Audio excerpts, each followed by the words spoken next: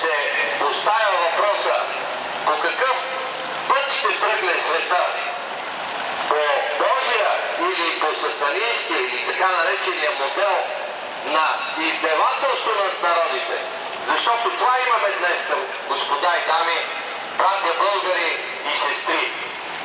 Днес имаме два пътя. Пътя на Божия ред и морал. Ако тези, които не са вярващи, са морални, те също са в реда на Божия ред. Но рано или късно те ще прозрат своето място в този ред. А българина е предвидено преди хилядолетия, че от тук ще започне Божият световен ред. Този мир, който ще настъпи. И затова ние сме обявили България зона на мира не случайно. Защото България ще започне центъра, от който мирът ще се въдвори на цялата земя. Така че искам да ви кажа, вярата е преди всичко. Вярата в доброто, в състоянието на душата да разбира какво е Божията промисъл. В това ние да разбираме нашата мисия като българи. И когато го разберем, ние ще сме свободни, ще знаем нашето основно място на българи тук на земята. Така че сега отиваме пред телевизията, за да кажем не друго, а да бъдем чути, да няма чужди бази на българска територия, тъй като тя е свещена земя, да няма натовски бази, да няма управленски центрове командни и ние отиваме там да го заявим ясно и категорично. Тъй като те не го отразяват, ние отиваме там. Благодаря на всички, които сте тук. България през вековете е имала своите големи върхове и възходи, територия, силна армия, силна икономика. Така че много племена и народи са искали да се присъединят в българската държава. Днес, поради недостойни майцепродавци, предали духът на предците ни, предадаха България в чужди ръце, настаниха чужди армии тук на българска територия, предадаха политическия суверенитет на България, предадаха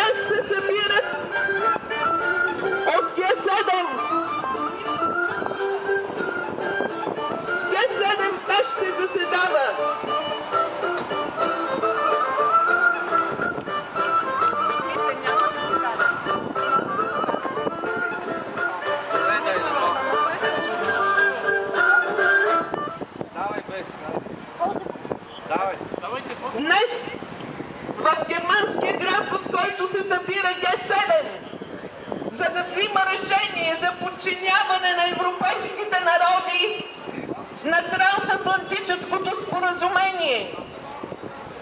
Много хилядни протести в този германски град и вчера и днес. Хора, отворете си очите и ушите! Вижте какво ни гласят отвъд океана! Гласят поробването на цяла Европа с трансатлантическото споразумение. Оттам нататък всички народни избранници стават излишни. Затова, защото съдбата на европейските народи ще се диктува от корпорациите. Ние, българите, не желаем това и казваме на управниците: не на трансатлантическото споразумение, не на войната в Европа, която Съединените щати подготвят. Наред с това Бог им даде два знака. Джон Кери, който беше тръгнал да обикаля Европа, да подготвя войната срещу Русия, счупи бедрена кост. Вчера онзи злощастен случай на полигона на Вазовските машиностроителни заводи също е знак, че американците нямат място на нашата територия.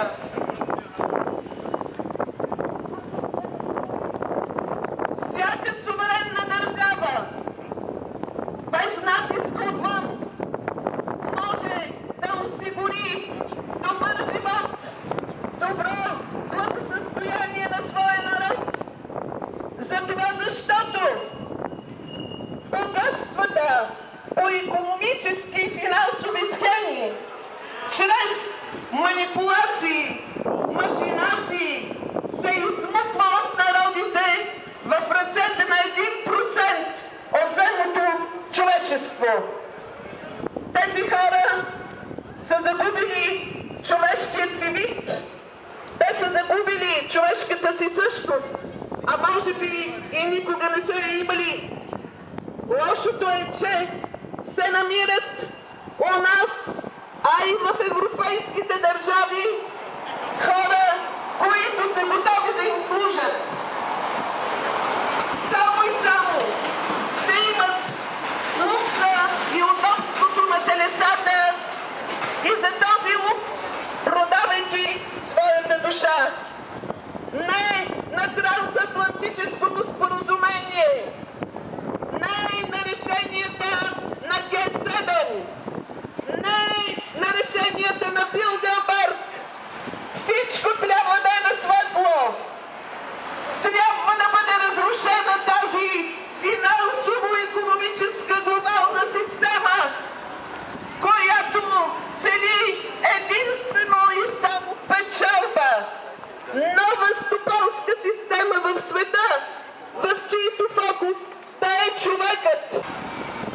Искат да отпочнат военни действия от териториите на всички държави, които са дали съгласието си. Това са 6 европейски държави, от Латвия до България, които са обкръжили Русия. Президентът Путин добре им каза: Русия не иска да воюва, Русия не ви застрашава. Но онези там, отвъд океана, в Ню Йорк, в Вашингтон, те искат войната, затова защото народите разбраха, че чрез тяхната финансова система биват ограбвани. Европейските народи не искат война в Европа. Европейските народи искат мир в Европа. Ние обявихме България за зона на мира и настояваме пред президента, пред парламента, пред министър-председателя да чуят гласа ни. Не искаме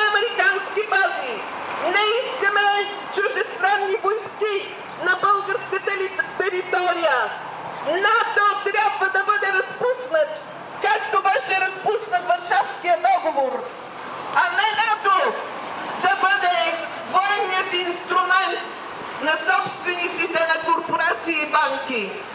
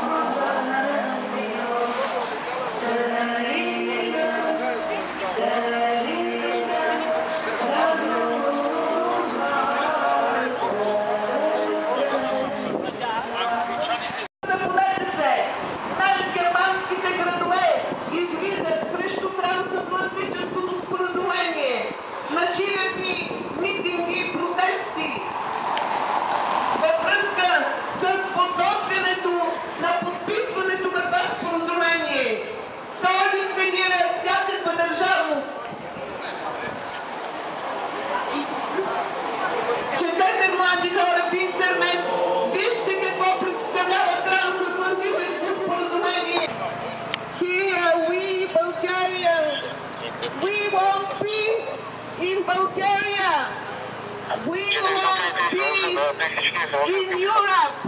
USA is preparing a nasty war for Europe. We don't want to die for the American corporations, for the bankers, and they prepare here a war in Europe. We people of the planet, we have to stand up against that corporative, globalistic system, икономическата колонизация. Ние искаме отново да бъдем свободни, затова вън американските бази, не на чуждестранните торопващи инвестиции, концесии, не на чуждестранните агенти на влияние, не на трансатлантическото споразумение, не на командните центрове на агресора НАТО, доминиран от САЩ. Ние искаме време в националният ефир, който ни принадлежи. Искаме това да бъде чуто от всички българи и най-вече от управляващите. Не са щастливи онези българи, които отидаха да търсят своето щастие. Не, когато ти се отделиш от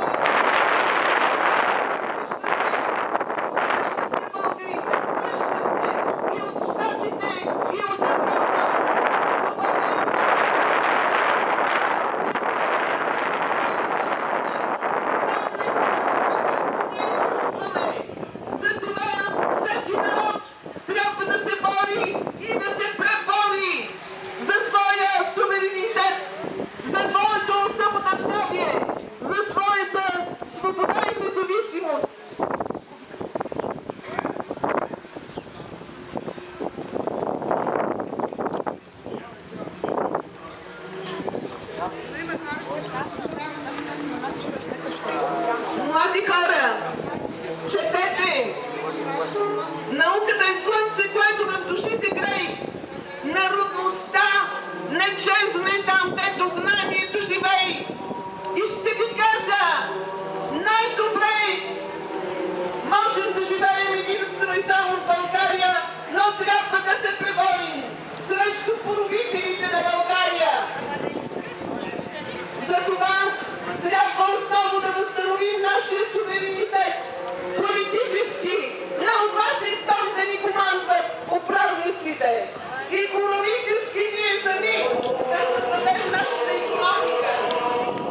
Поемем да изхвърлим американските бази, които са готови с войските си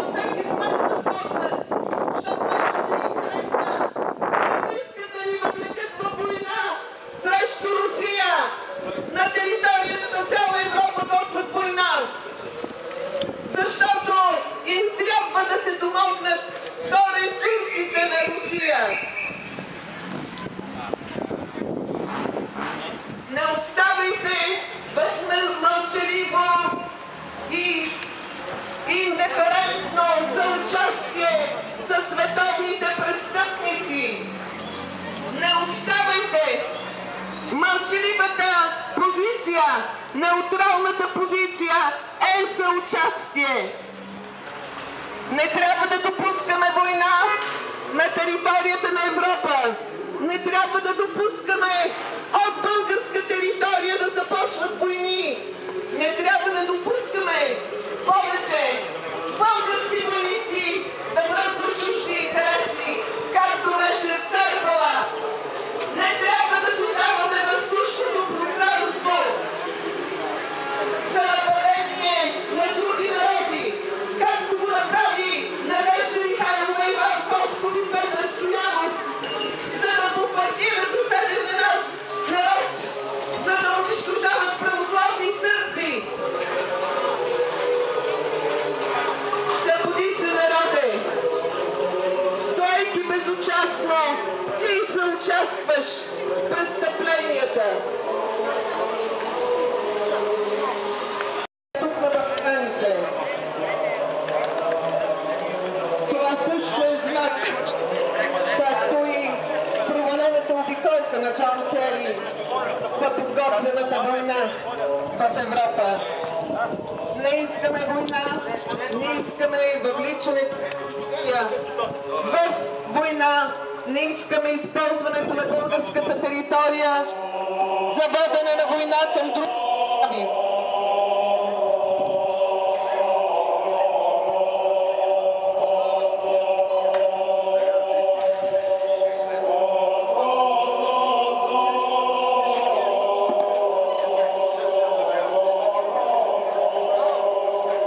Ние днес сме дошли пред Българска национална телевизия и носим писмо.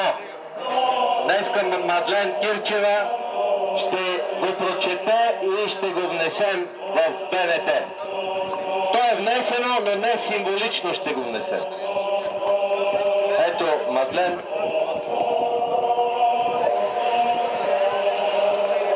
То е написано, както някога е написано кървавото писмо. Да знаете, господа, че българина вече му додея.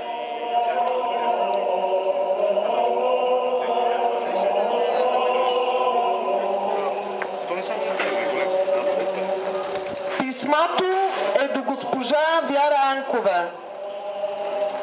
Българската национална телевизия, телевизията създадена със средствата на българският народ и издържана със средствата на българският народ. За да пуснем отзад движението. Е така до колеги.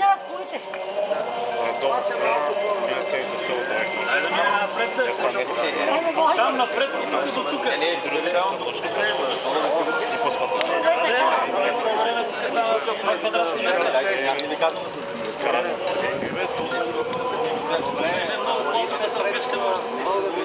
До госпожа Вяра Анкова, генерален директор на Българска национална телевизия.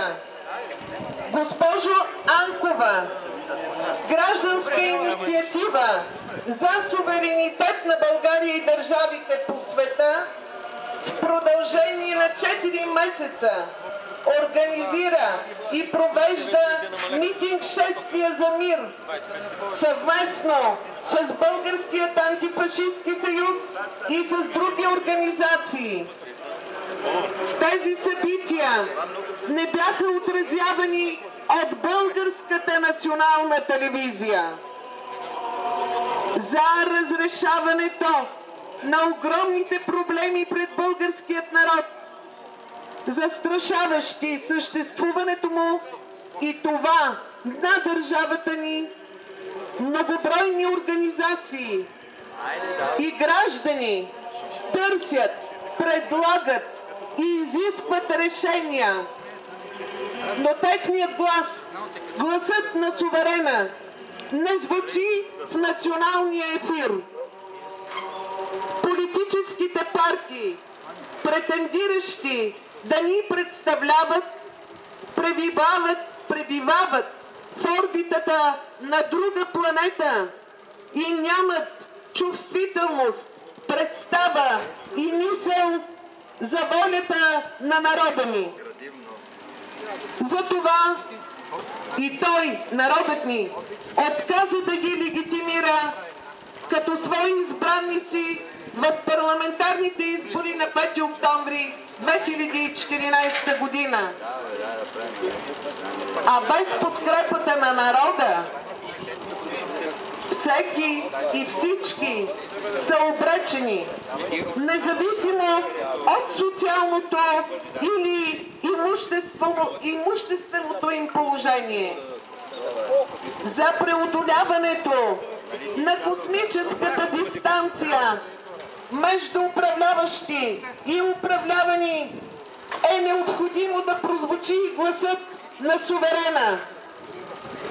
Публичният монолог на политиците, експертите им и неправителствените организации с външно финансиране води до неравновесност в обществото. Народът знае, че който плаща, той поръчва музиката.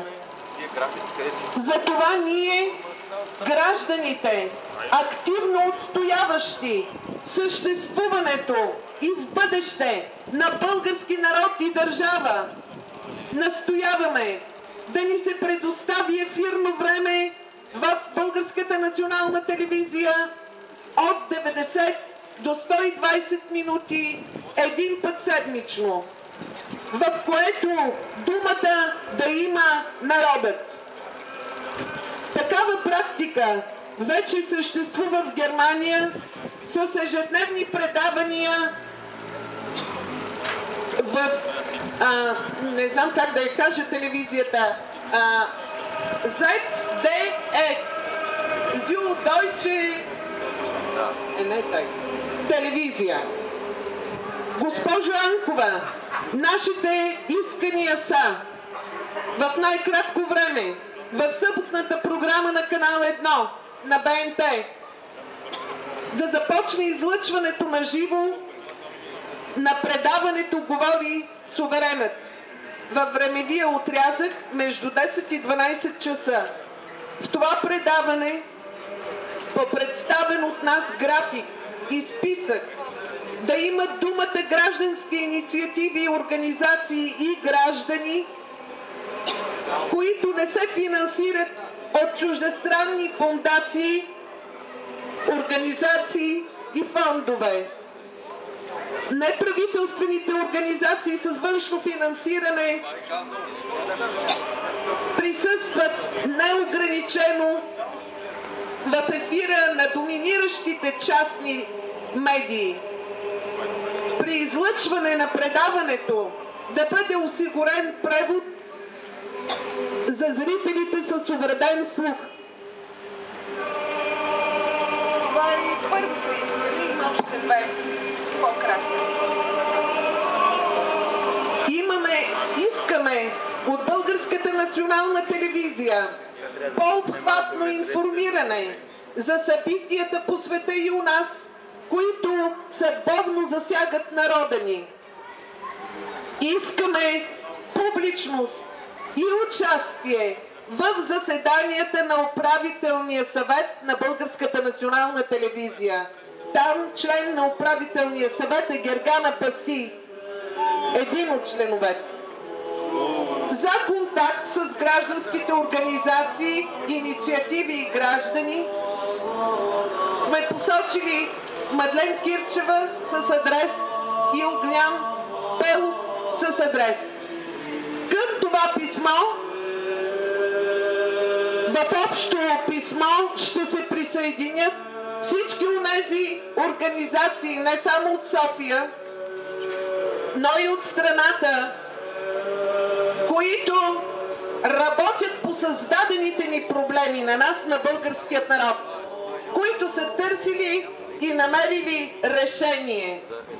Наред с това и отделни граждани, защото в някои от телевизиите ние наблюдаваме българи високо ерудирани, заемащи нашата позиция, позицията на народа, макар и те да не членуват към партийни или граждански организации. Нашето искане е думата на народа да бъде чута от управляващите. Защото толкова много декларации, толкова много писма писахме, нула внимание, декларации с искания, с изразена народна воля сме внасяли в парламента, до президента, до Конституционния съд. Гражданските организации, които се борят срещу организираната престъпна група в енергетиката, многократно поставят въпросите за електроразпределителните дружества, че нарушават законността и че грабят гражданите. Поставят въпроса в парламентарните комисии, поставят въпроса в ДКЕВР и всичко остава затворено между стените и между ушите на депутати и чиновниците от Енергийната комисия ДКЕВР, бившото и название. 2013 година ние искахме мораториум върху продажбата на българска земя на чужденци, защото продажбата на земя е продажба на родината. Родината не се продава, затова и земята не е стока. Ние останахме нечути. Нашата воля беше покрита, скрита в декларациите и в спорадично отразените протестни шествия, като това. Но нашата телевизия, националната телевизия, казах наша, трябва да си я вземем обратно в наши ръце, от ръцете на недобросъвестни чиновници, продадени и послушни на нечия частна воля. Ние искаме да кажем там, че частните интереси не могат да стоят над обществения интерес. Интересът на народа преди всичко и организациите, с които ще си извоюваме ефирното време в националната телевизия, ще заявят българската воля.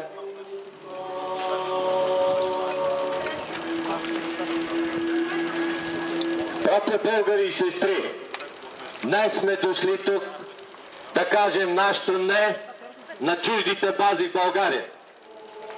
Днес сме дошли тук с молитва за мир. В момента чувате един от тропарите, които се изпълняват за молитва за мир.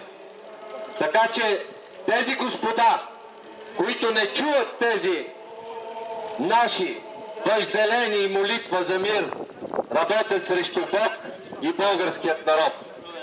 Който не разбира тази молитва, която е издигната към Божия ред, към Божията промисъл, много скоро получава откат и отговор от Божия наместник тук на земята.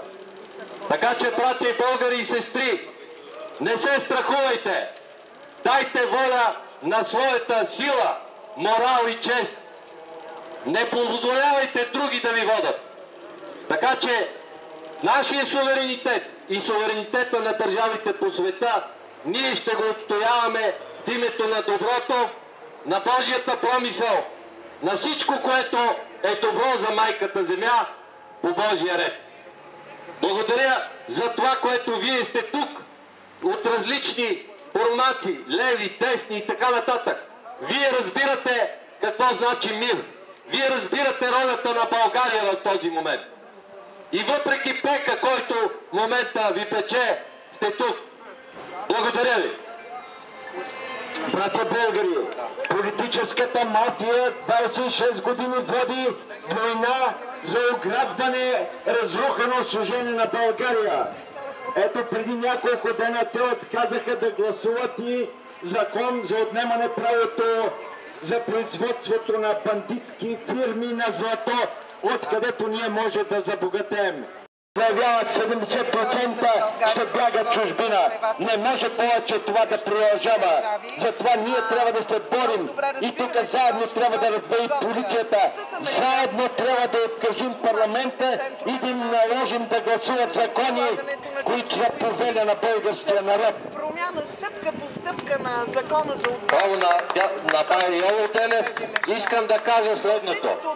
Днес България е Божия народ, който така или иначе ще отстои мира на земята.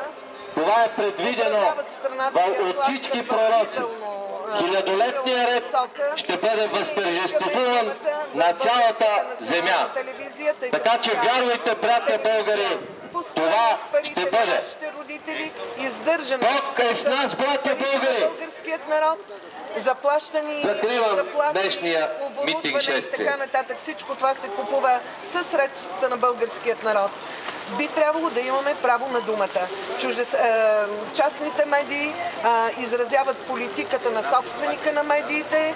Там неправителствени организации, финансирани с външна подкрепа от фондове, фундации и други, имат много широко представяне. Ние бихме искали за българският народ, ако не се лъжа, ни отразиха в продължение на цели 10 секунди. Вие представяте ли си? 10 секунди. Управляващите, към тях сме писали много единствено декларации. Това, че не искаме натовските бази вън от България. Аз доколкото си спомням, имаше 5-6 искания. Нещо не се чуха особено много. Това е голям напредък. След 4 месеца незабелязани, нечути и невидяни, най-после ни отделиха цели 10 секунди. Мисля, че трябва да ги аплодираме. Благодаря на всички.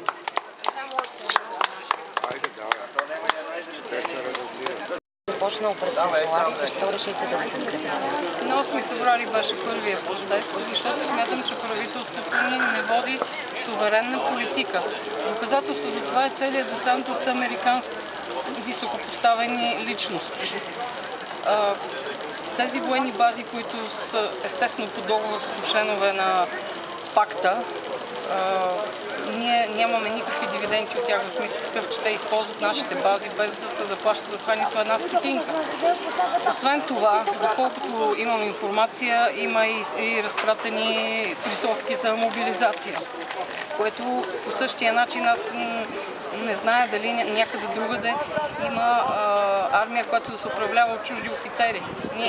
Имате предвид мобилизация на български военни части? На български военни части, да, има в провинцията такива. Аз поне видях във Фейсбук публикувани призовки, където се пише, че проверка на състава, но де-факто се разпращат призовки дори на хора, които не са ходили в армията, което за мен това е унищожително. Не може едно младо момче, което не е ходило в армията, да го изпратят да се бори, да държи оръжие. Може би не е фащал и през живота си оръжие. И смятам, че аз съм всъщност против НАТО, защото където са стъпили, където е стъпил натовския батуш, навсякъде са разпалили войни и не желая България да бъде част от този военен агресорски пакт. Не знам защо много хора твърдят, че Русия е агресор, но Русия не е оградила от никъде Америка с военни бази, докато Америка от всякъде оградила Русия с военни бази. Затова съм срещу НАТО и в подкрепа на руската политика. И най-вече за суверенна българска политика.